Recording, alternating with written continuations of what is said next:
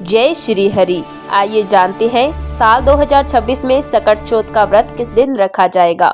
माघ महीने के कृष्ण पक्ष की चतुर्थी तिथि, जिसे हिंदू धर्म में सकट चौथ, तिलकुट चौथ और माघी चौथ भी कहते हैं, जो कि साल की सबसे बड़ी चौथ में से एक मानी जाती है।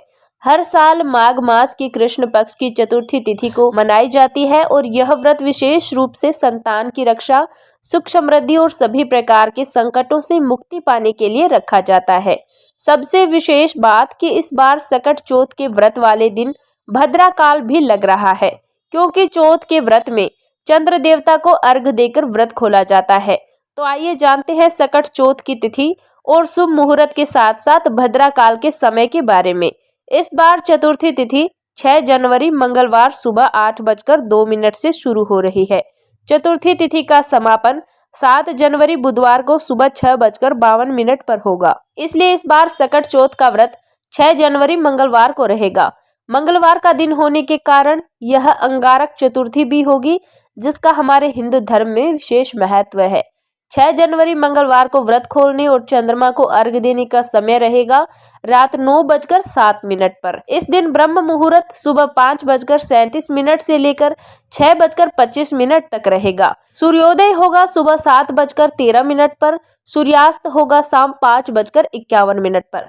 भद्रा काल सुबह 8:01 तक रहेगा और भद्रा का वास मृत्युलोक में रहेगा।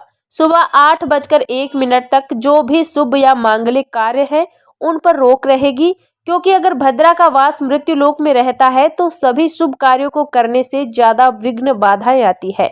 ऐसे में पूजा पाठ तो आप सुबह कर सकते हैं, लेकिन जो भद्रा का बहुत ज्यादा विचार करते हो वह सुबह की पूजा सुबह 8:01 के बाद से ही करें।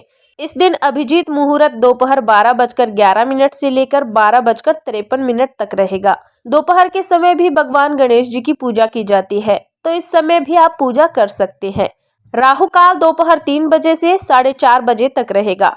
सकट चौथ के व्रत में रात के समय चंद्र देवता की पूजा करके ही व्रत खोला जाता है और शाम की पूजा आप इस दिन सबसे शुभ मुहूर्त यानी गोधूली मुहूर्त में कर सकते हैं, जो कि शाम 5:36 से लेकर 6:04 तक रहेगा।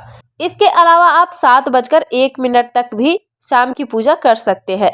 सकट चौथ के व्रत में भगवान गणेश जी और सकटा माता की पूजा की जाती है।